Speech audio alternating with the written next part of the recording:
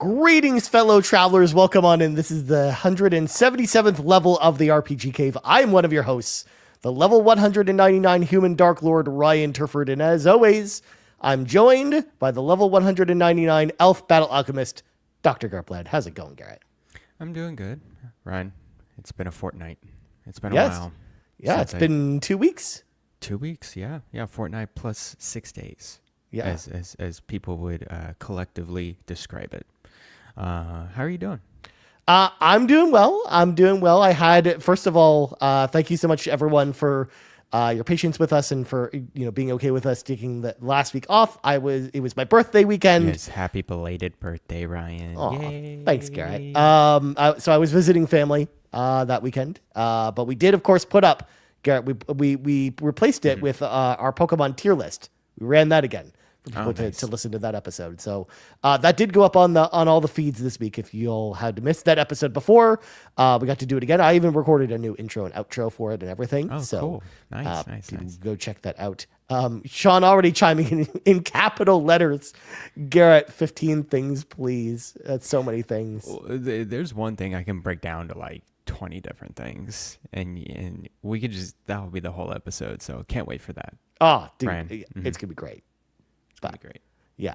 But of course, before we get into Garrett's 15 things, we should probably, of course, clear the dungeon so we can get to the raid boss as quickly as possible. So if you want to support the show and you love what we do, of course, there's a number of amazing ways you can support us. Number one, if you're watching the live stream right now over at youtube.com/carpoolgaming or over on twitch.tv/carpoolgaming live, you have a free way of supporting the show. Hit that subscribe button if you're watching on YouTube, or hit that follow button if you're watching on Twitch, and that helps the show get discovered. Also, if you got some bucks to toss and you like some cool emotes, you can hit that subscribe button over on Twitch. And if you have Amazon Prime, then you have Twitch Prime, so you can just subscribe for free if you want to. Also, if you're listening on audio feeds, don't forget that subscribe button as well. And maybe leave us an Apple Podcast review, maybe a Spotify comment. We've been getting a lot of comments, including one Spotify comment. I should pull it up here where they we have a comment. We do have a good comment talking about how much they love the show. In fact, vent for the audience for a second, Garret, while I pull this up. Well, weren't the other comments just we're straight up trash? That's the Spotify account comments. That's what I hear. But I'm glad we had a gym in the rough there. That's a great comment. That'll praise us for what we're doing. So that's awesome. Yeah, exactly. In fact, I was very surprised. First of all, not all the comments have been bad, Garret. I will preface that. We've been getting some good comments as well, but we don't always reference them. But let's take a look here. There is one that, if I go back here, of course, this comes to us from, and this name, Garret, I love this name already. Yeah. Z1682446. That's definitely a reference to Dr. Zed. Yeah. From Borderlands series, of course. Excellent. Of course. Says, love the podcast. Ignore the haters/bots with a big smiley face emoji. Ignore the haters/bots. Yeah. Do we get a lot of bots? Yeah, we do. But I mean, there's this one that I'm not even gonna bother reading that one because that's just filthy. But yeah, that happens a lot. But yeah. Shout out to our Spotify comments, by the way. We get some of those as well. We'll read some of those. I do want to obviously read some more Apple Podcast reviews as they come in as well. So maybe we'll talk about that in a week or so. But anyways, shout out to all y'all out there for leaving comments or just engaging with the show, because all engagement is good. Do you have to check into each podcast service to look at the comments? You do. Okay. Yeah. That's a lot. But of course, if you want one big podcast feed with the entire Carpool Gaming cinematic universe on it, head over to our Patreon, patreon.com/carpoolgaming, where, of course, Bria Scott has joined at the ad-free all-in-one tier. So shout out to Bria Scott for joining on in there. In fact, I think Bria just joined the Discord as well. Cool. Which, by the way, this is your reminder. The Carpool Gaming Discord is free to join. And we have a ton of people hanging out there talking about games, talking about the weather, talking about whatever we feel like talking about. So, and we're in there as well. It's free to join. The link is in the description of this podcast if you haven't joined the Discord already. Let me tell you, if you're a Trails fan, you're right at home in the RPG Cave channel. That's true. There's like 7 people there just going crazy over these 2 games that's coming out later this fall. Yep. Yeah. I mean, we have a question about that later too, Garrett. So buckle in. Great. Yeah. But no, I mean, lots of Trails talk in the RPG Cave Discord, but you read every one of those messages, Garrett. So you've been learning so much. I read them. I'm learning too much about Trails. Yeah. But also, Garrett, we of course have the Pants Patreon podcast for patrons podcast with Bowser's Pants episode is out right now. You can go listen to it. She was this week's episode. And Garrett, your episode will be out tomorrow, I believe, right? Yes, I recorded it last night. It's done. Seth is going in there, editing it out. And if you want to know the Mount Rushmore of my doctors in video games, you got to listen to the Pants. Oh my God. That's such a good topic. I love it. It's fantastic. Thank you, Winter Gamer, for that question. I had to really dig into it. So there you go. That's a good question. I can't wait to listen to that. Also, of course, the mini indie van is in early access, so make sure to let us know and especially let Fulia know what you think about that show. Of course, it is currently Patreon exclusive, and we would love your feedback on that show. So make sure to let Fulia know. I believe an episode released last week that we were here, Garrett. So, nice. With Nagachaka and Fulia. So make sure to check that out. Also, quick note about Patreon, Garrett. This is something we're talking about on all the shows because this is something brand new that none of us were expecting. If you actually sign up for Patreon using your iOS device, Apple charges you a 30% fee for all Patreon users who sign up on iOS that they take the cut for. So if you want to get Patreon for cheaper, you just go to the Patreon website on your computer and sign up for Patreon there, and it'll be 30% cheaper. That's crazy. So you can go on your Mac, or you can even go on a browser on your phone. Yeah. To log into Patreon.com. Yeah, this is only within the Patreon app on iOS. Don't sign up. This is in general. Don't sign up for your Patreon stuff on your apps. Just go to the website. Yeah. And there you go. Exactly. Problem solved. Go there. You'll never have a pricing discrepancy because we had a bunch of people write in about that, Garrett, in the Discord. That's crazy. Letting us know that this is a thing. So something to keep an eye out. If you are interested in checking out the Patreon, make sure to go over there to a web browser and go do 30% fee. Now, I guess that Apple charges Patreon, or does it charge the customer directly? It charges the customer directly. That's insane. That's Apple being that's a bad company. That is wow. Okay. I love Sean's perspective. 30% off sale when you go to the website. 100%. It's so good. I love it. Yeah. So there you go. Wow. But and Riley King also notes that YouTube Premium is actually the same thing if you do it through iOS, which is bizarre. What? Yeah. That's insane. Okay. Yeah. No. Don't even. I wouldn't even trust Apple with billing in general, like in apps or whatever, unless it's their own stuff. So just keep that in mind. Yeah. And last and not least, of course, over the time we were away, Garrett, Sean released his Assassin's Creed Shadows review, which of course is pertinent to people in this audience because Assassin's Creed Shadows is a role-playing game. It definitely is. Sean and Seth, they did a really good review where they talked the whole thing out. So I encourage y'all, if you haven't already seen Sean's Assassin's Creed Shadows review, make sure to go check it out over on the YouTube as well. I think it's really well done. And it's a game that I know a lot of people in our audience are really interested in. So make sure to go check it out. And then with all that out of the way, Garrett, yes. How many things do you actually have for us today? Is it 15? Is it 3? Is it 7? How many things, Garrett? It's 3 things. It is 3, but one thing can be broken down a lot. Let me tell you. Okay. So, okay. I like layers. All right. Yeah, we love layers. So here's the first thing, and I actually told Ryan this immediately after I kind of booked it. A few days ago, me and Fiona decided, all right, we're taking a trip. And let's see what we're able to do. I have a structured week off at work around first week of July. So something around that time, let's go on vacation. We decided we're hitting up Japan.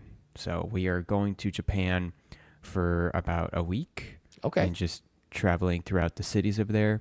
And then right afterwards, we're going to head over to China for a few cities, Shanghai, Suzhou, and Nanjing. And then we're going to go to fly over to Beijing, Tianjin, which is my wife's family's from, go over there for a week, and then come back. So it's going to be a pretty big vacation during the summer. We cannot wait.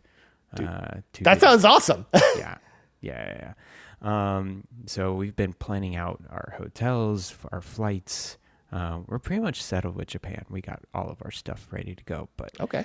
we're going to stop first in Tokyo. And then we're going to just kind of meander more southwest. We're going to hit up Tokyo and then Osaka and Kyoto. So, Okay. Yeah. Those are some good places. You've been to Japan before, right? Though, I Garrett? have not been to Japan. Oh, first time. Mm-hmm. Yeah.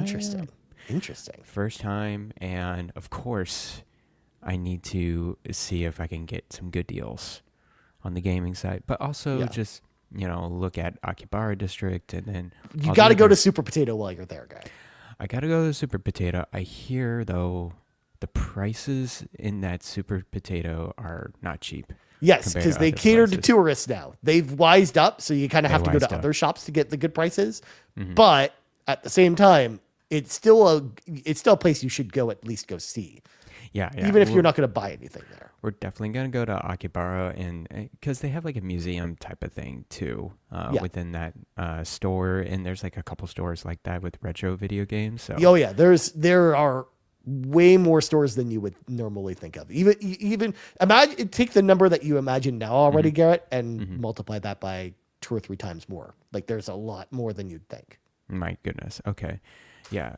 One of my goals is, as you see the name right here, I'm going to try to get a 3DS. I'm trying to get like a 3DS LL or the smaller new 3DS from Japan.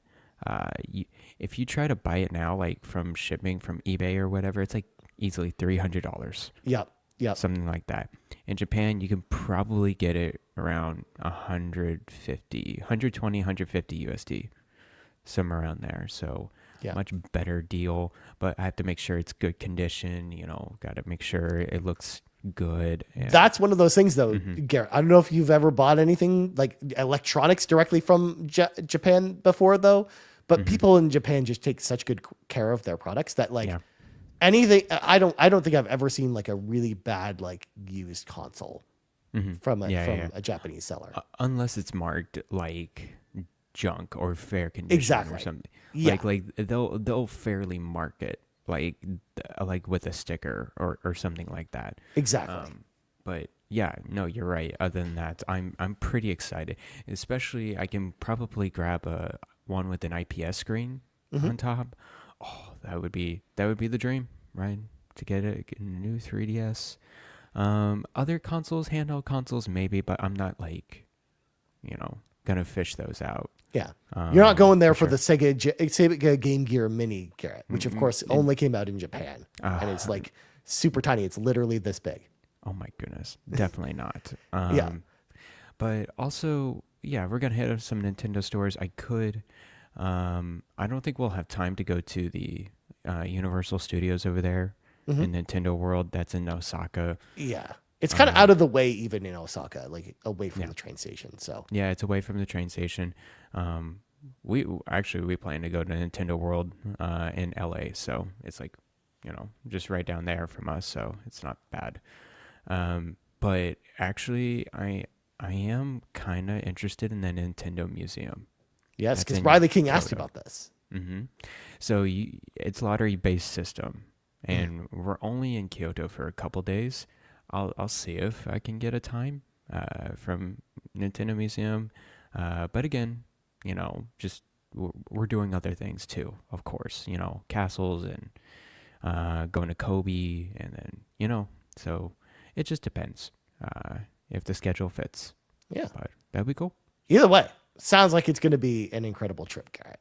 And I can't wait to hear all about it after you come back because when I went to Japan, I thought it was amazing. So I'm mm-hmm. curious to know what you think about it going for the first time. Yeah. When did you go to Japan? I went to Japan about 10 years ago. Okay. It's the last time I went. And we kind of like did a big road trip across Japan. So like we started in Kagoshima in like the southern tip of Japan and drove like across Japan, like stopping in a bunch of different, cities and towns until we made it to Tokyo. Wow. Okay. Yeah. Cool. Nice. Yeah. Was it fine driving in Japan? Oh yeah. I mean, I will say it was tough at first because like the one thing you'll learn when you go to Japan, Garrett, is the farther away from Tokyo you are, the less signage in English that you'll find, including the street signs. So if you don't know kanji, it's very difficult to figure out where you're going. But as we got closer to Tokyo, it became a lot easier. Because likewise, if you didn't, if you're in like Kagoshima or some of the other areas down there, it's like most people don't speak a lick of English at all. So it's like it's very hard to kind of like without a translator app or something, it's hard to kind of figure out things out. It's also probably a lot easier now because Google Translate's come a long way since then. And you do have a lot more tools at your disposal. Whereas like we had to like print out maps, Garrett, in order to kind of figure out where we were going. Yeah, dude. No, Google Translate really saved me in Japan, or not Japan, sorry, China a couple years ago.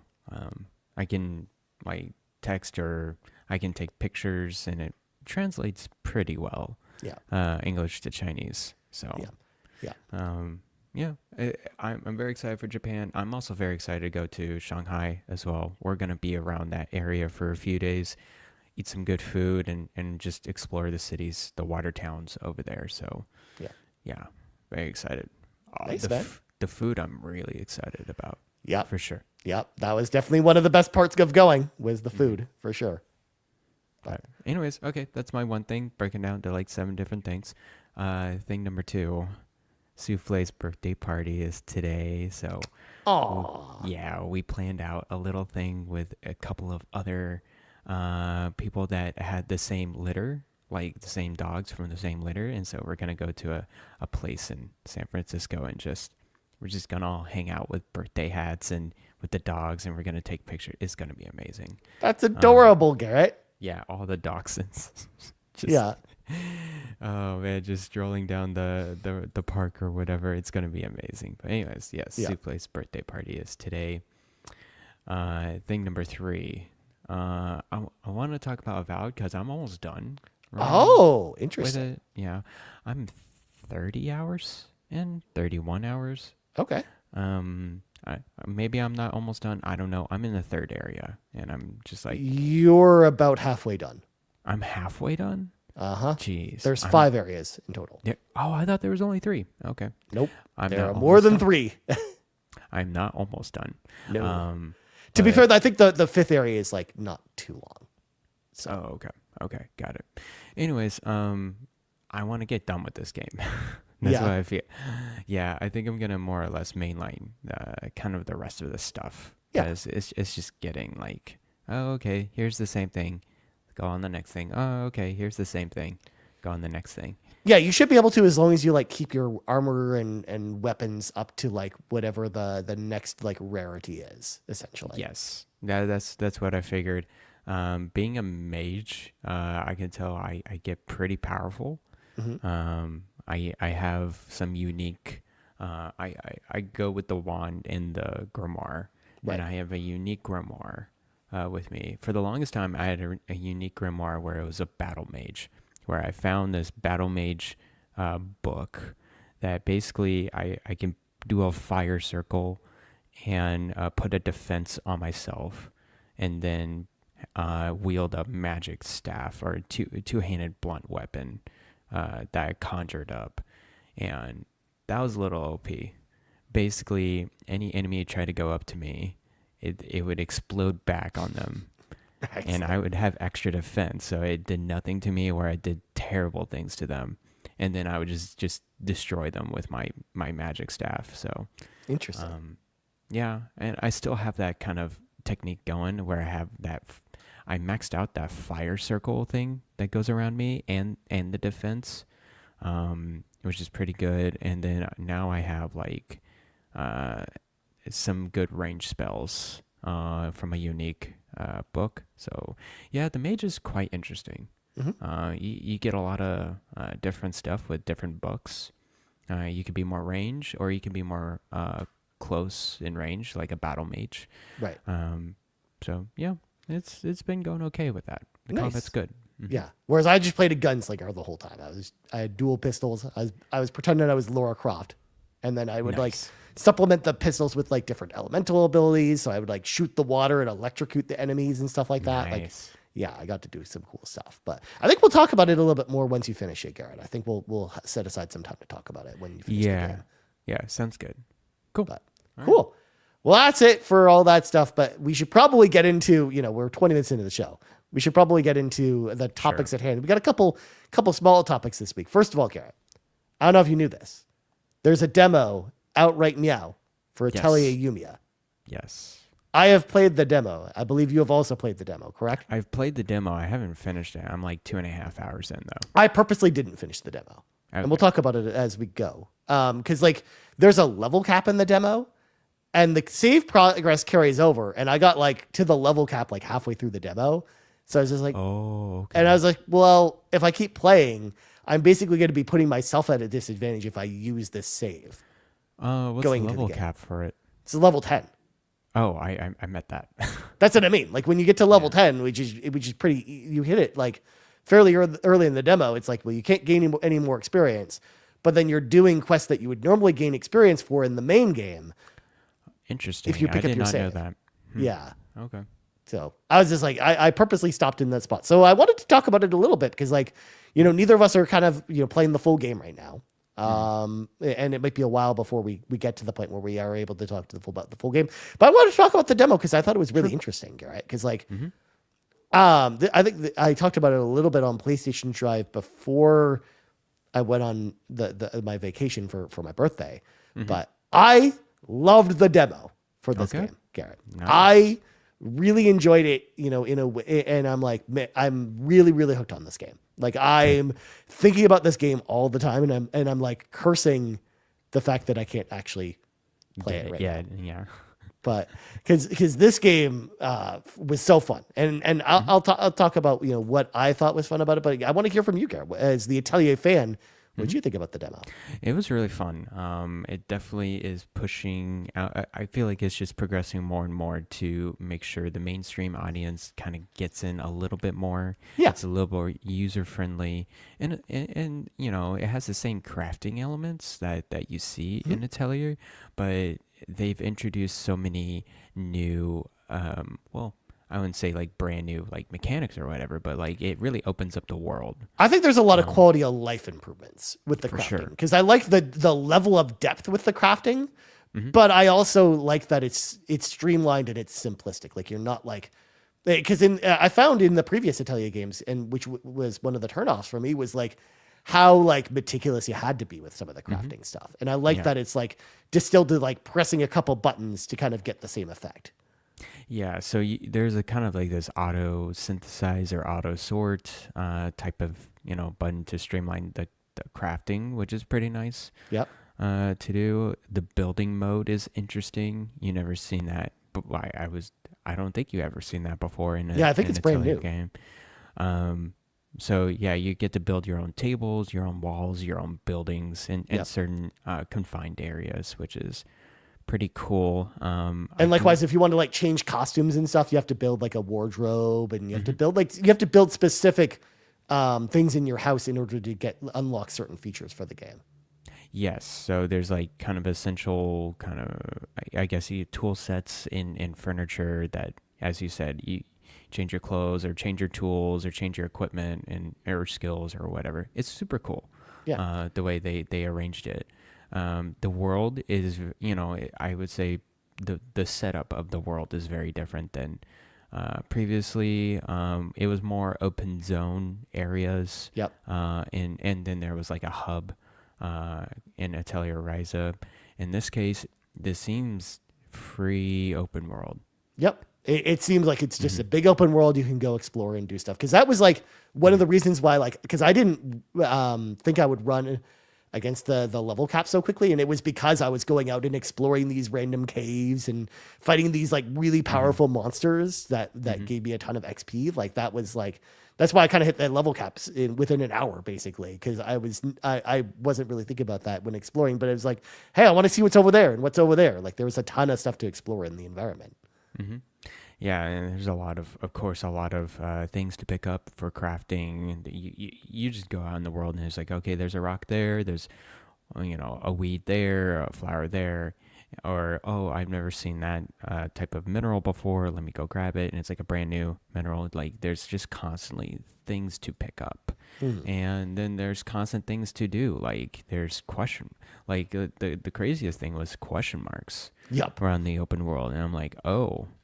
So you are turning into Skyrim Witcher in a sense that you're just sprinkling all these question marks around the world, and you want us to just kind of search for it and see what happens in these question marks, which is pretty cool. The combat is a little different. Yep.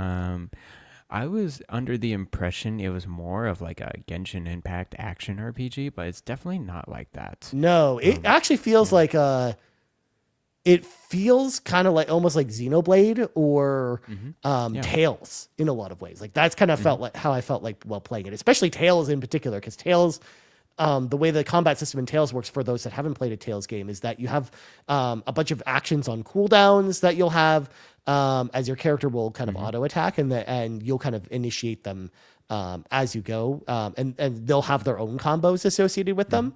And that's kind of what this reminded me as well, because like you have a bunch of different abilities with Yumia, depending on whether you're in the inner circle or the outer circle, you'll have a different set of abilities, and each ability usually has like you press the button 3 or 4 times to do like combos with that ability. Or you can kind of switch between different abilities rather than doing the full combo if there's like a reason to do that. Yeah, and your movement is basically a circle around the enemy. There's no like, and then as you said, there was kind of a close up and then like a farther away. Yeah, like there's 2 circles, like, and you kind of seamlessly bounce between the 2 of them if you want to. And then you can control the main character. You can switch to another companion if you want to, and control another character. But basically, yeah, as you said, there's combos to hit their kind of stun and stun the enemy. There's also some shielding and evading that happens. Yep. Monsters kind of do this prep for attacking, and then it'll highlight the area of attack where the monster's going to go. So you better dodge, you better evade. And you get bonuses for like perfect dodging as well, which I thought was interesting. Yeah, it kind of slows down and like, oh, it recognizes that you did a perfect dodge. Now you can go in for an attack type of deal. So it's, the combat's, very different than what we've seen before in Atelier Ryza. Atelier Ryza is more like a turn-based. Well, it's not even turn-based. It's more like a head-on. Like it's like the enemy and then your companions, and then it's very similar where you do combos as well, but it's not in a circle or anything like that. Right. So, yeah. It's less action based and is much closer to a turn based role playing game for Ryza. Yeah. So there's that, and then of course you got your companions, you got the kind of the story, and where that's leading towards. It's for a Atelier game, it's a story. So just. It is trying to go like in the more serious direction, I think, than some of the previous Atelier games. But even then, it's still pretty lighthearted and yes, doesn't it's pretty take itself light. Too seriously. But yeah, I did like the story setup though. I like the fact that you're playing as Yumia and like alchemy's forbidden. And she has like the permission to do it because this research team like knows that they're not going to be able to research their civilization's history properly without at least leaning on alchemy a little bit to kind of figure out all the stuff that happened. Like I like where the story is going, but at the same time, it's not like a big focus of the game or my enjoyment. The enjoyment I had from it was the exploration element, the combat, even some of the crafting I really liked. So I'm kind of all in on this game, Garrett. It's also very pretty. I played it on PlayStation 5 Pro. And it ran even on quality mode. It ran at 60 frames a second, which is awesome. In fact, it was interesting because I don't even know how. I guess performance mode may run at 120. I don't actually know because like the performance mode ran at 60 frames per second, but then I Nice. switched it to quality mode, which also ran at 60 frames per second, but it looked better. So I was like, well, why would I play in for performance mode then? It was kind of my Yeah. thought process. Yeah, that's kind of weird. But so you played on PS5 Pro? Yeah, right? because I made that deviation there because I don't know if it's like that for the other consoles. Because this is also on Xbox, it's on normal PS5. I'll talk about the Switch version in just a second, but it's there too. It's there too. I would think the series in PS5 is like quality modes like maybe less than 60 frames. Maybe that's kind of the difference. And Right. then PS5 Pro is just kind of its own Yeah. type of situation. So Because it's not a pro optimized game because it doesn't have the tag on it saying it's a pro optimized game. But I think maybe just through the power of the pro that it just stays locked at 60. yeah, I think the game is kind of unlocked basically at that. The frames is unlocked at that point. I played it on Steam. So I played it through my laptop, which ran great, 60 frames. And then I can unlock it with my laptop screen to 144 frames, but it would hover around 60 to 70, mainly with normal graphics. I did play it on Steam Deck. It's a little rough. It's not that optimized on Steam Deck. I had to really tweak the settings, make sure the graphics are low, the draw distances are close. I locked it at 30 frames, stuff like that. So Now, Garrett, I also have to mention, I tried the Switch version out of curiosity to see what it would look like. yes, It's real bad. it's rough. Yeah. It's real ugly, and it runs at like 20 frames a second. It is not good. I would definitely not recommend people play the game there at all. Okay, sounds good. Yeah. But I wanted to try because I've been playing more Switch stuff lately, Garrett. So I was like, oh, maybe the Switch version will be interesting. And it's just like, I just looked at it and I'm like, oh my God, I can't look at this. Not optimized for Switch 1, but wait for Switch 2. I'm sure it'll run great over there. Yeah, I think there probably will be like maybe they'll do like an update patch or something for the Switch 2 version. Or maybe they'll just release a native just Switch 2 version of the game. But Yeah, it sounds like console is kind of the way to go, or PC. So, yeah, just not Steam Deck but traditional PC or PS5 or Series X are probably all Yeah, fine. I wonder if they'll update more and more on the PC side to make sure the Steam Deck runs it a little bit better. Maybe. It plays fine on Steam Deck, I would say, and then I only get hour and a half of battery life. Interesting.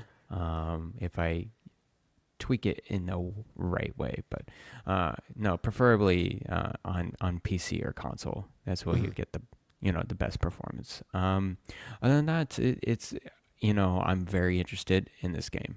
I'm looking forward to maybe playing it later this year on my PC when I build that. I was gonna say we got to try and play this game before the end of the year, because Definitely. I think like this is like my gateway drug into the Atelier games, and then I think you're probably gonna really enjoy it too. So yeah, Definitely. Because then after this, because this also kind of made me want to go back to Ryza and maybe try it again. We'll see.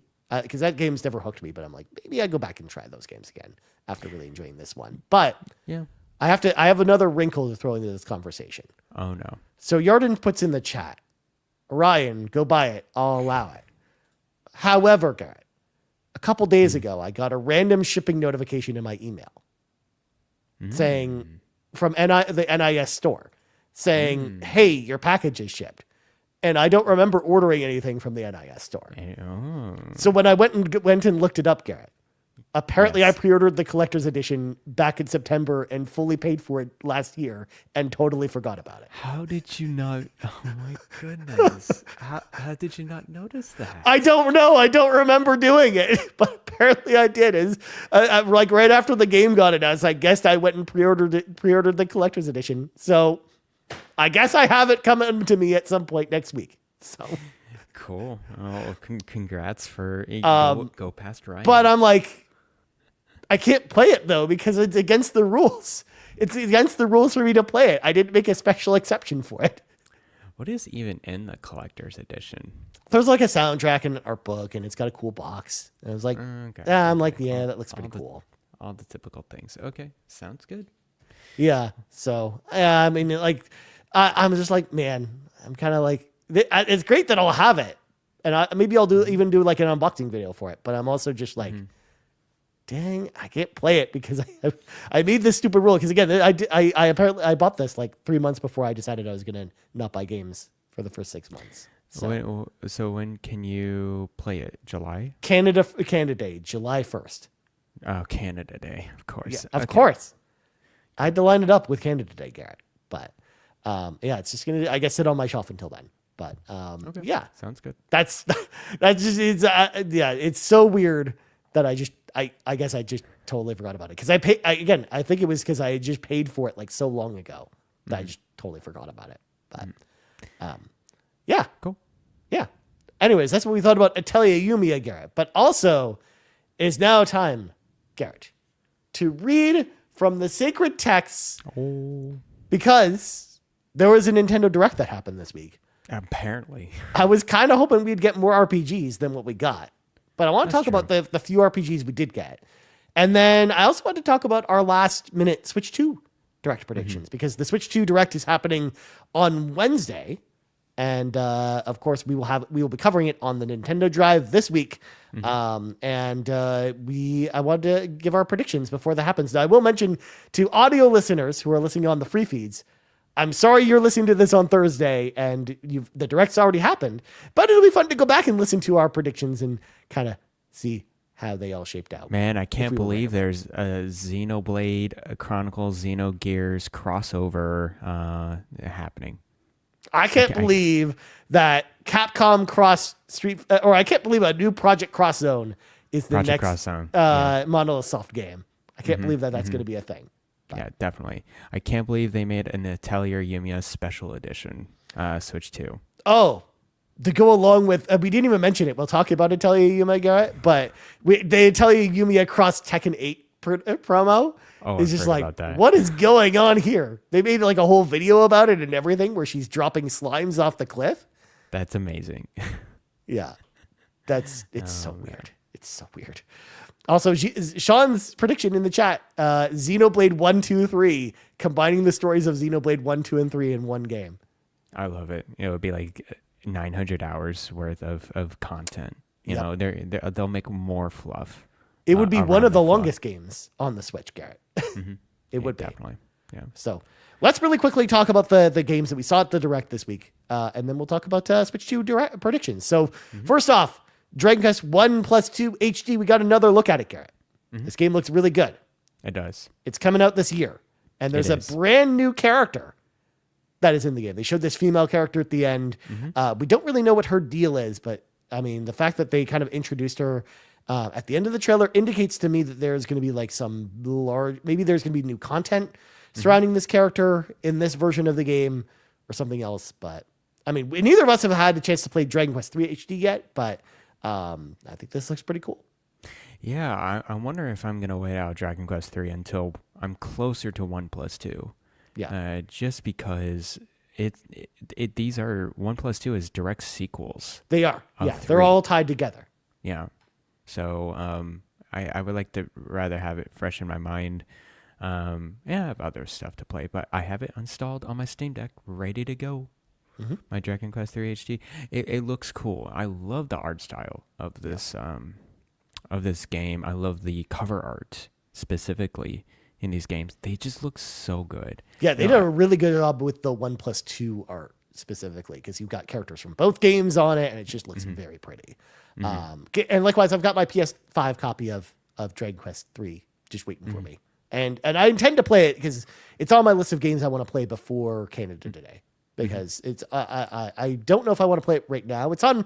In fact, Garrett, I haven't mentioned this because I've been playing a lot of games lately. I burned through a bunch of Sega, Sonic, and Kirby games lately, and I'm kind of looking for like a new RPG to jump into because it's been a while since I've played a role playing game, and I'm balancing the idea between Dragon Quest 3 HD, Fantasian, or just playing Shining Force 2 again. And I'm like, I don't know which one I want to do. Like what I'm in the mood for. Got but it. I know it'll be probably one of those 3 games. Dragon Quest 3 HD 2D takes about 40 hours Yep. to beat. Yep, Yeah. around Fantasion's kind of in a similar ballpark as far as playtime too. Okay. So Cool.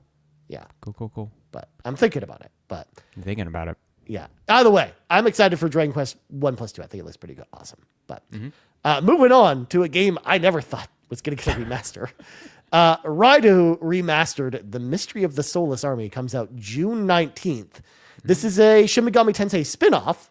It is. Where you play as a detective in like the 1700s, and you're recruiting all these demons from the Shin Megami Tensei series, and you're basically battling these like criminals and stuff like that. It's like a really interesting and unique looking game. I remember playing this on, I think it was on PlayStation. I played it on PlayStation 3 because the PlayStation 2 backwards compatible version was available on PlayStation 3. So that's where I played it. And I remember not being super into it at the time, but maybe with the remaster, maybe they're going to shore up some of the controls, maybe make it a little, easier for newcomers to jump into this one. But I don't know about this one, Garrett. Whereas I know you love Shin Megami Tensei, so I'm curious to know what you think about this one. Yeah, no, it was very interesting to see this because when I looked at the style, like the art style, I'm like, that's Shin Megami Tensei, but which one is it? Like, I've never seen this type of timeline or style or whatever. And so, they went through the direct and kind of revealed the name, and it's remastered and everything. I did not know these games existed. Did it come out in the West? Oh yeah, it did. Okay. Yeah, cool. it was in fact, in the West, it was a rarer set of games because they were not available in large quantities. Like the thing about Atlas games on PlayStation 2, Garrett, many of them were not in large supply. So Got it. many of them became expensive. This game was expensive until it became re-released on PlayStation 3 for $20. Because Atlas did a bunch of re-releases on PlayStation 3 of their PlayStation 2 games. This was one of them, along with Persona 3 and some other ones. Got it. And then, so we went through it. And then actually there was a spotlight. I don't know if you went through that, but I did. I watched all the way through. I did not watch the spotlight, but only because I'd played the game already. So yeah, no, they did a pretty good job of explaining why they're going back to this game. It's like, hey, we've been really wanting to do an action-based game, and people, the fans have been asking for Raido for a long time, and we thought this was the best time to get into it. I think the director of that game was also like the kind of the main force or art direction or creator for Shin Megami Tensei, the recent Shin Megami Tensei games, basically from like 4 and then 5 Vengeance and 3 Nocturne, the remake of it. And then they really were emphasizing kind of the combat of this game, how it's going to be different than the previous games. It's going to be more, as he says, streamlined. It actually reminds me a lot of Persona 5 Strikers in a sense, where it's like it's an open zone, you're freely moving around, and then you're just controlling your one character, which is the detective who has a sword and a pistol. And then you have 2 demons summoned right next to you on either side, and the same kind of like demon catching, demon fusion still happening in the game. And then you can like kind of just set up your party however you like to get into this combat. So I thought that was pretty refreshing to see. So it's basically like a Shin Megami Tensei game, but it's more, as he said, it's a detective game based in like, I would say 1800s. Somewhere around there. It's like started like the Industrial Revolution in Japan, a lot of outside influence of countries. And then that's basically it. Yeah, like it's an action RPG with a bit of strategy to it. And if again, it's got a lot of mechanics from the Shin Megami Tensei games, so I think if you like Shin Megami Tensei, you'll probably like this. But like I said, it's been a while since I've played this game, but I do remember because I had done a video on my own channel when the PlayStation stores were about to shut down, Garrett, and I was going through the games that were on the store, and I saw this game there, and I was like, I've never heard of this before, and I like Shin Megami Tensei and Atlas games, so I booted it up and played it for like 10 hours. I was like, this is actually not bad, but also not like super amazing or anything. So I'm glad that's coming back, at least because we're getting something different. Like I like that Atlas is kind of like branching out with some of their other stuff. Because they have a bunch of stuff like this in the back catalog. Like they've got like Digital Devil Saga and a bunch of other stuff they could go back to. So I like that they're kind of expanding things a little bit. And I think, so it is 50 USD. Yeah. So it's a little bit cheaper than. It's not a full price game, which is nice. It's not a full price game. Yeah. Yep. Cool. Well, speaking of games that are not full price, Garrett, Saga Front 2 Tier 2 is out right now. You can go play it. It's out of nowhere. Guess what, Garrett? We've got another Saga game. They exist. They just keep multiplying. They multiply almost as much as the Trails games. I got so confused about the naming of this. I'm like, wait, wasn't there another Saga 2 game that just came out recently? Well, yeah, Romancing Saga 2.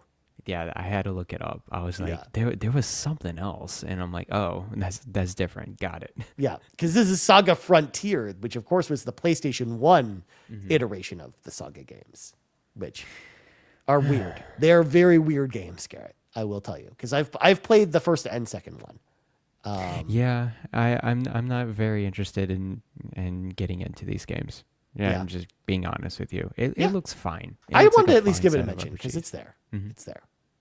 It's there, and I'm glad that they're shining a light on it on a Nintendo Direct. So yep, there you go. I mean, someone keeps buying these games though, Garrett, because we keep seeing all of the Saga games keep, infinitely coming out. So like, someone's buying these games. Yeah, no, you're right. So yeah, cool. And the last RPG we saw, Garrett, was more Pokemon Legends ZA. Still late 2025. Still no exact release date or anything. That was funny. But we saw more. We saw more of it. We saw like this battle royale mode where it's the evening time and you go into the wild zones and it's just full of Pokemon trainers that you just fight along the way to kind of like rise the ranks from Z to A. See what they did there? See what they did there? Yeah, I see what you did there. Yeah, definitely. Yeah, that's it looked more interesting than before. Like I do think this trailer looked better than the first trailer. I think so too. It's kind of getting a better context of what the game is going to be about and the gameplay of it. Being at night and then facing trainers in a battle royale sense is kind of cool. Also, the naming, like I said, I didn't just do that pun on purpose. The naming convention makes more sense now, where it's like, I think a bulk of the gameplay is going to be getting your Pokemon built up during the day, so then during the night you try and climb the rank from Z to A, just like the name indicates. Like I think that's going to be like the main gameplay loop for this game. Yeah. And so I wonder how that's going to go. It just reminds me of like a Pokemon Tower mechanic type of deal. Yeah. And then, man, there's just been so many people like, oh my gosh, this is the largest departure from Pokemon ever. I'm like, really? Are you sure? Because that looks like Pokemon to me. It looks like a Pokemon game, and you're facing trainers, and we'll see how this game goes. Like, I'm sure it'll be a good Pokemon game. But, it looks fine. It looks good.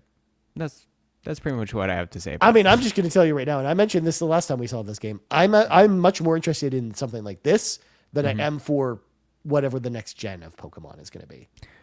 Yes. Actually, especially after Scarlet and Violet, I think I'm like, that's kind of where I'm at with this. I'm more interested in seeing a remake of a Pokemon game in Switch 2. And then, we'll see how the next mainline Pokemon games go. I just hope that they just get their butts in gear with optimization and just make it run okay on Switch 2.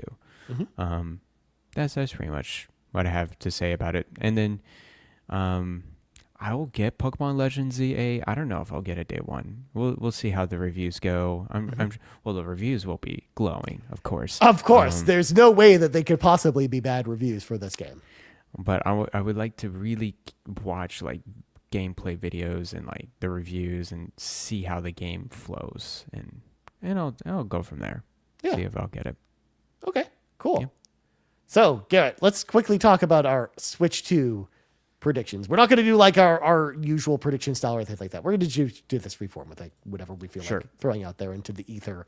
Because again, we've got a big direct coming. We don't know how long this direct is going to be, Garrett. And we don't know how long it's going to be focused on games. But I imagine it's going to be like, let's say it's 40 minutes. I imagine like 10 of those minutes will be talking about the system, and then 30 of it will be just announcing tons of games for it, probably. Kind of like what we saw with the Switch 1 announcement showcase. Like I would imagine you're going to get something similar here. So like, and I think there's going to be a lot of third-party stuff here. But the first one I want to throw out here, Garrett, is I do think, we didn't see Fire Emblem at the last direct, even though we kind of thought that, Genealogy of the Holy War would be there. But I think that they will announce like whatever the next like mainline Fire Emblem game is going to be at this direct. Like I think whatever is next for Fire Emblem is probably going to be within the first year of Switch 2.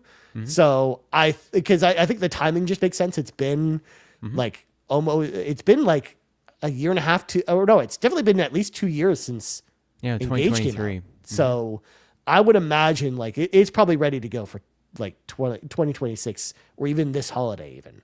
But I think that game's coming. So I think they're going to announce that here. Yes, I agree with you. I think Fire Emblem, it would be hard if it was the remake, Yeah. No, I think the remake they save for later. Like maybe that's a Twitter drop at some point or another direct at some point kind of announcement. Do you still think the remake will come before the mainline Fire Emblem game? No, I think the next Fire Emblem game is actually going to come first now. Okay. I think if that remake was going to be first, Garrett, we would have heard about it by now. I know. I wish it would have been out first, but yeah, me too. The mainline Fire Emblem game. Now, will it be Switch 2 exclusive? That's a good question. That's another question. I'm going to lean into yes. I think it will be Switch 2 exclusive. That would be interesting if they really push for that. Yeah. In fact, I think like most of if not all the things we see at the showcase that's coming up this week, Garrett, will be Switch 2 exclusive. Like the only one that I'm expecting to see that isn't is Metroid Prime 4. Yeah, because you saw it in the previous direct. Okay. And do you think the remake of the Fire Emblem game or the Fire Emblem remake game is going to be Switch 2 exclusive as well? No, I think that'll be cross-gen. Yeah, it's I know interesting of the timing of these things. It's weird. I don't know. But we also know, Garrett, from like Rhythm Heaven being announced this week, as well as Tamagotchi Life, that they're doing Switch 1 games into 2026. So it wouldn't be weird for them to announce like a Switch 1 kind of cross-gen Fire Emblem game like that. Yeah, I definitely don't want the Switch hardware to hold back on a mainline Fire Emblem game. I even felt in 2019, the Fire Emblem Three Houses game, the Switch 1 held it back. Right. It looked so jagged. Yeah. It looked so... Or like when you run around the monastery and it like the frame rate dude. kind of tanks a little bit. Like, dude, come on. Yeah. It's like it looked like a early PS3 game. Yeah. Late PS2 game, somewhere around there. Yeah. Yeah, so I would be super down with a mainline Fire Emblem game coming out, I would say early 2026. That would be my guess. Yeah, that's what I'm thinking, because I think there's gonna be stuff in this direct that's like the first year of Switch 2. So stuff going into like next summer even. So okay, sounds good. I like that. So yeah, Fire Emblem, I think we got that sorted out. I still wonder when the Fire Emblem remake will come out. I also wonder, Garrett, if that game ever comes out. It might not ever release. They might just choose not to release it. Like just like the same thing with Wind Waker and Twilight Princess. Do they even release those games at this point? Or do they go on like GameCube NSO? Yeah. The previous remake, the Fire Emblem Shadows of Valencia, that was a cool game. Yeah. I don't think it was as popular as the other Fire Emblem games. It also came out after Switch as well. It did come out after the Switch released. Yeah. Yeah, but what they did to that game was so refreshing. It was so good. I hope the remake of comes out. That would be really cool. Okay, so that's Fire Emblem. Yep. All right, so the next thing we want to get into, what about Monolith Soft? Do you want to get into that? See if there's anything? I wonder if they're going to be here. I think they won't be there. But that's just my this is my thought process. I mean, it would be cool to see what Monolith Soft's doing next, and maybe they'll do like a small tease or something. But like, I think it's too early for the next Monolith Soft game. Like I think that's like a year 2 of Switch 2 thing. It could be one of those like a Metroid Prime, like a Shin Megami Tensei 5 from Switch 1 announcement. Yeah, they could announce it, but it's like 2 or 3 years down the line or something. Yeah. Well, that's kind of what they did with, when they did those trio projects, with Xenoblade Chronicles in there, they would be project something, right? So I can imagine they'll be like, hey, Monolith Soft is working on something, project whatever. It's coming out on Switch 2 eventually. And you can probably see the director of whatever of that game. It's like, hey, for the fans that, really, enjoy our work with Xenoblade Chronicles series, get ready for the next kind of cool mainline series coming from us. We can't wait to show more, like a year later. I don't know, something like that. Yeah. I could see that, but at the same time, I can also see Nintendo learning their lesson. It's like, we don't really need to show any games. That's why I erred on the side of caution with them. Because I think I think they learned from what happened with Metroid Prime 4, like not to announce stuff like that's like too far out. Like I think like anything that's not coming out next year, they don't announce. Like I don't think they announce any 2027 games or games that they're expecting to come out in 2027 after what happened last time. But yeah, that's just my thought process. We'll see. No, I mean, I totally get that. But yeah, I mean, I wouldn't be surprised if we saw Monolith Soft. Like it wouldn't shock me or anything like that. Like if we saw it, I'm like, oh, okay, yeah. But so I think as far as first party RPGs go, I think those are probably the only two. I don't think we see like a new Mario RPG, or anything like that. I do think, as we talked about, with when we talked about, Paper Mario 1,000 Year Door and with Brothership, that I do think a new Mario RPG is probably in the works right now, but I don't think we see it here. No, I agree. Yeah. As far as third-party stuff, Garrett, because I think this is where like the real meat and potatoes of the RPG stuff is going to happen. For one thing, I think one game that's definitely going to be here is Borderlands 4 from 2K. Okay. Because Randy Pitchford's making the rounds, Garrett. He's going to all the places. He's announcing Borderlands 4. He's trying to get people excited for Borderlands 4 in September. That's their only hope. And Borderlands has been, previously on Switch with all the previous Borderlands games are on there. So of course, I don't see a reason why they wouldn't make a Switch 2 version of Borderlands 4 to come out like the same time as Borderlands 4 does. Yeah, they absolutely should do that. They've always delayed, at least with Borderlands 3, they delayed the Switch version. Of course, it was kind of like in middle of the cycle for them. But I think you're right. Borderlands 4 would have a huge boost to have it around Switch 2 launch time. Yeah. Very similar to what you see with like Mario plus Rabbids, Kingdom Battle, and other third-party games that came out around the Switch 1 launch, I would say, timeline or cycle. Yeah, so that would be cool to see Borderlands 4 showcasing in the Switch 2. Because that's also one of those games, Garrett, kind of like Skyrim was for the Switch 1 announcement, where it's like, oh, it can run Borderlands 4? What else can it run? Like I think it's like going to be one of those type of situations. Like that, I think that's why they want to position that a little bit. Yeah. Because I also think like, the other shooter we'll see here, which is not a role playing game that I'll just mention off the cuff, is Call of Duty. Because we know like a Switch version of Call of Duty is coming. Yeah. And I think like they'll have like some kind of Call of Duty announcement here, even if it's not like a trailer for the next game, because we don't necessarily know what the next Call of Duty game is. I think they'll have some kind of Call of Duty announcement there at the showcase. What about just getting to the role of Western role-playing games? What about Cyberpunk? That's a good one. Yeah, I think there's a possibility. I think there's a possibility as well. CD Projekt Red is very interested in putting and that game's been out forever. It's pretty well optimized on PC. I think it would be pretty I wouldn't say straightforward, but it would not take too much effort to just put in a Switch 2.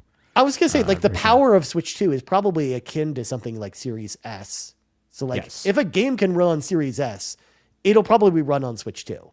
So Cyberpunk definitely runs on Series S. So like I don't think it's outside the realm of possibility to get something like that. Like I think that's actually likely, but I think the other Western role playing game that I think is almost a deadlock here, Garrett. And I think you've mentioned this one before when we talked about previous predictions. Baldur's Gate 3 Yeah, that's an will easy probably one. be there. Yeah. Yeah. That's like a slam dunk. I think that'll probably be here for sure. Yeah. No, so Baldur's Gate 3, Cyberpunk. I think that's pretty much. I mean, we can rattle off a lot of Western role-playing game RPGs, but I think those are the ones that I was like, okay, those are the heavy hitters. The only other one I could see is like maybe BioWare brings either the Mass Effect Legendary Edition or Dragon Age, the Veilguard or something like that. Like, I think maybe one of those two games. And you shows got up. Bethesda as well. They could bring in Starfield or whatever. Yeah, maybe that's when they finally announce that Starfield's coming to other platforms. Is when they announce it for Switch 2. That could easily be it. They definitely would like to have more hands-on with Starfield. You know what would be funny though, Garrett? Is what if this was the place where they announced the Oblivion remake was at the Switch 2? That would be insane, dude. If they were like, hey, Oblivion, the remake of it is coming out around Switch 2 launch. That would be... Because the timing makes sense from what we've heard about when the Oblivion remake's coming out, like for it to actually be like a Switch in 2 June. game. So, that's interesting. Yeah, sounds good. So, that's what I'm thinking of Western role-playing games. And now let's talk about the Japanese. Yeah. Let's just get Square Enix out of the way because I think that's going to be like, they're going to be the big ones. Obviously, we've heard this already. 7 Remake and Rebirth will probably be there in like a double pack in some capacity. But the dark horse from Square Enix, Garrett, that I think might actually be there, as not a new game, but like a new game to Switch, is Final Fantasy 14.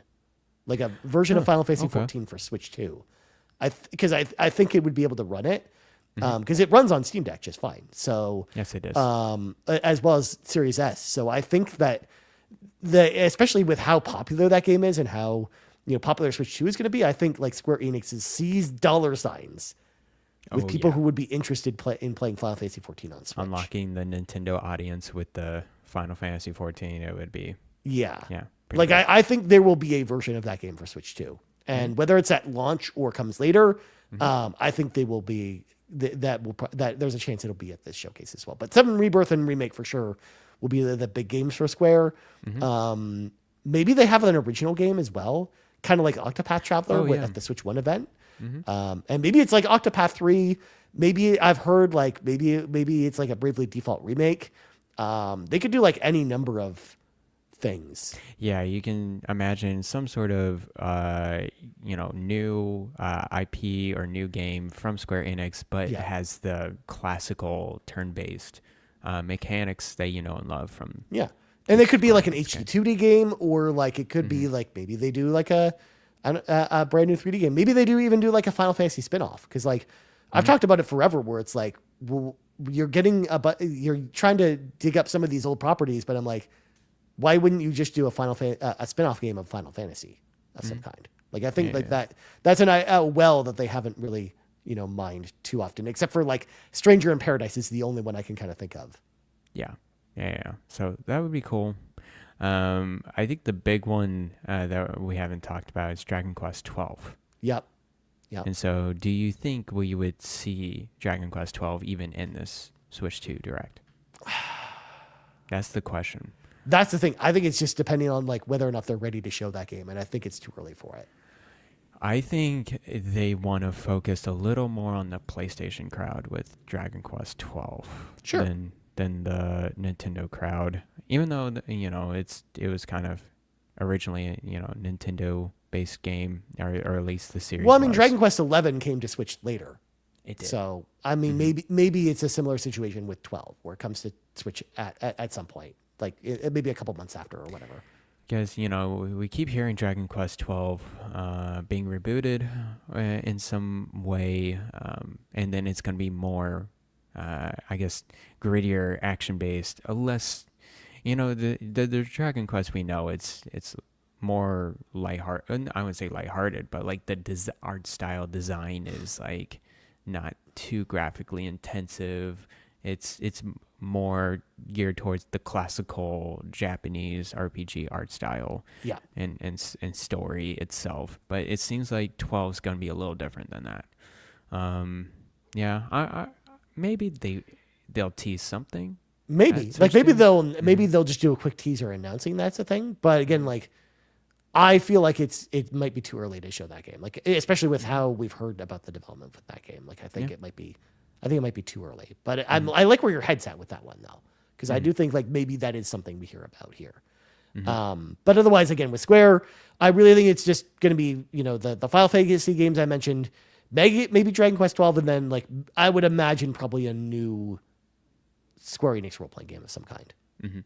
And it could be really related to one of their old franchises. Like maybe it's a new Chrono game, or maybe it's a new Valkyrie Profile game or something like that. Or maybe that's something completely different, like maybe something brand new. We'll see. But cool. Other developers like Capcom, I don't think we see Monster Hunter Wilds here or Dragon's Dogma 2, because those barely run on other consoles. I don't think they'll run on Switch 2. Yeah, I guess so. With those two games, they seem to be graphically intensive. Yeah. I don't. And Capcom doesn't really have any other RPGs, so I think that'll be. I think Capcom will be there probably with other stuff. Like I think this is where we get like a Resident Evil Switch announcement. Like that, I think that's going to be Capcom's big thing. Is like the Resident Evil games are probably finally coming to Switch, or so one of Capcom's other games is coming to Switch. But I don't think it's like Dragon's Dogma or Monster Hunter Wilds. I think. I do. Well, I would be very careful with Monster Hunter, just because Monster Hunter series in general, they're pretty Nintendo focused. That's true. Especially with well, what if they announce something like Rise, like maybe like a Switch 2 specific Monster Hunter game? I mean, that would be fine. I don't think that would really amaze Capcom or Monster Hunter fans, just because it runs fine on Switch 1.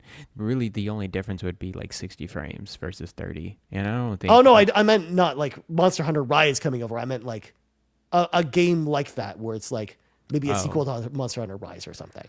That would be a few years from now. It won't be like anytime soon. So I would imagine a Wilds... I can see Monster Hunter Wilds after some optimizations in place, and they really nailed down kind of I think they can work their magic and use their resources to make it work on Switch 2. But it'll take a little bit, so it may not be on this Switch 2 announcement. Other than that, Dragon's Dogma 2, I don't see that coming to Switch 2. I don't think so either. I don't think they want to make an effort to do that as well, but we'll see. I mean, they did put the original Dragon's Dogma on Switch, but it runs great. I do think it will be tougher with the sequel. The further we know about it, but we talk about moving on to Sega, Garrett. Metaphor, I think, will be here. Oh yeah, Metaphor is like 100% good. I don't know if it'll be in the Switch 2 Direct, but I think they would be stupid not to do that. I think it's at least first year of Switch 2. So like, I think there, and we always get Sega announcements during Switch in Direct. So that's why I think they might actually announce it in the Direct that Metaphor is coming. Oh yeah, 100%. So Metaphor. Is there any other games that? Persona 3 Reload is the other one that I can see. Oh right, yeah. Persona 3 Reload. You're right. We also, Garrett, I don't know if you saw this, but the website for the Persona 4 Reload. Persona 4 or Persona 4 Reload went up and then was taken down, which is the same thing that happened before they announced Persona 3 Reload. Oh, don't do that to me. It's one of those things where maybe that's where they announced this game, is like the Persona 4 remake. Yeah. in the style of Persona 3 Reload. Oh my goodness, that would be really good. Because I think that would game go is getting crazy. announced this year regardless, and maybe they wait till the Xbox showcase. But I think this is the chance where maybe they announce that here. Sounds good. Well, man, we're coming up. We're almost time for Persona 6. Yeah, Yeah, so let's I see think how that could be there too. But I still think that Persona 6 is going to have its like own event where they announce for that. sure, 100%. Cool. Sounds good. Maybe a new Vanillaware game announcement. I don't know. Yeah. I was going to say, like, I think it wasn't the first presentation, but it was like the second Switch presentation. That's when we got 13 Sentinels announced. So we could see them there, but I don't think, especially with the runtime of this. We don't know the runtime of the Direct, but I don't think there's going to be a ton of, room for announcements like that to be here.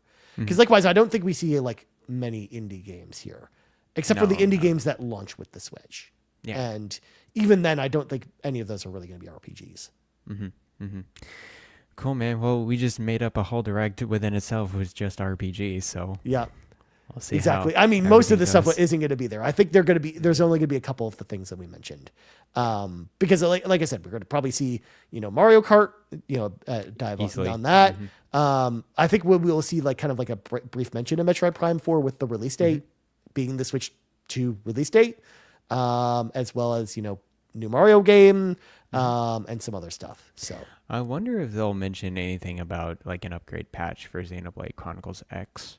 that would be interesting. Because Yeah. like I think they'll talk about upgrade paths here for games. So maybe that is a game they use as an example of that. Or Breath of the Wild is the other one I would expect they do that with. Yeah. Cool. All right. Well, there you go. That's all our predictions. Yep. All right.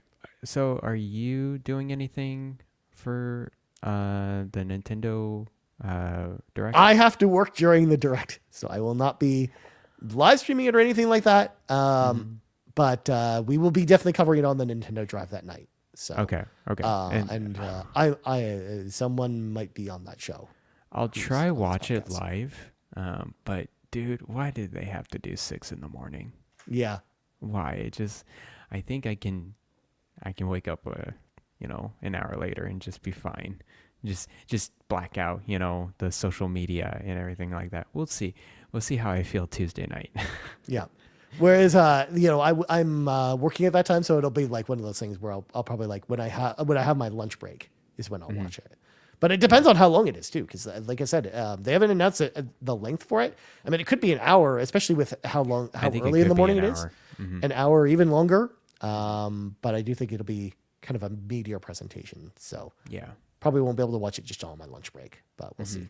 But yeah, like I said, on Carpool, we will definitely have your Switch 2 coverage on the Nintendo Drive on Wednesday night. So make sure to check that out. But anyways, Garrett, I think that's going to do it for this week's episode of the RPG Cape. But before we go, we've got to say, Hold on, right? We got a question. oh, Gotta- you're right. Yes. What I did is I accidentally scrolled down to the Patreon read and forgot that there was a question here. So my bad, Okay. Ryu chimes in and asks, with both Sky First Chapter and Trails Beyond the Horizon coming out this fall, which one of these two are you most excited for? I think everyone knows the answer for me, it's gonna be Sky First Chapter remake. I've been telling the crazy Trails fans over there that that's the game I'm dead set on. If I'm gonna play any Trails games, that's the Trails game I'll play, and see how it goes. Because it's the very first game of the very first series, and it's the fresh modern remake of it. So Yeah. very excited for that. Same, Garrett. Like that. I mean, there's no way I'm going to be playing Trails Beyond the Horizon, but I have mentioned that I'm actually interested in checking out Sky First Chapter. Because Yes. again, it's going all the way back to the beginning. I've heard great things about the original game, and I'm really interested to see what they do with this remake. And it'll take longer for me to go through these games, as you can tell. I'm a slow player, and it'll take, if I even attempt to play all the Trails games, it's gonna be more than what it was listed in that post I put in the Discord. Did you see that? There was like a kind of a Blue Sky post that I put it on RPG Cave channel. basically it takes 972 hours on average to beat this series. Yeah. In its current iteration. There's still, with 2 more games coming this year, Garrett, it will increase even more. That's just crazy, man. That's just too many hours. But yeah, I'll try Sky First Chapter. That's a good one. I'll go after. I honestly, I think from what it sounds like it's going to be like the best place to start. So for new players. Cool. So, but again, it's not my first Trails game, but I think it's going to be a good place to start. But anyways, now Garrett, let's thank all of our patrons over at patreon.com/carpoolgaming. Started with our ultimate producers, Jonathan Brown, the man behind the music on the Xbox Drive and the PlayStation Drive. You can find all his music over at his link tree, linktr.ee/pme.jib. Cwagmire, who humbly reminds you that the best babes are in fact Xenobabes. And TechMike, who says, whether you're Kevesi or Agnian, you're a Xenobabe at heart. Links to all of our ultimate producers can always be found in the description of our podcast.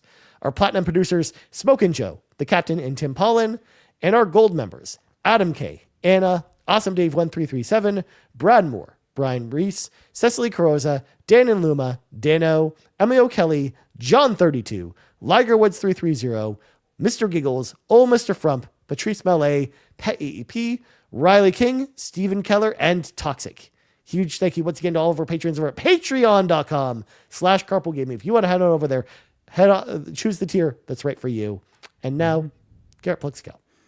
You can follow me on Blue Sky at Blind Explosion. You can also find me on the Discord. I read every single RPG Cave message, including the unlimited amount of messages coming from the Trails fans.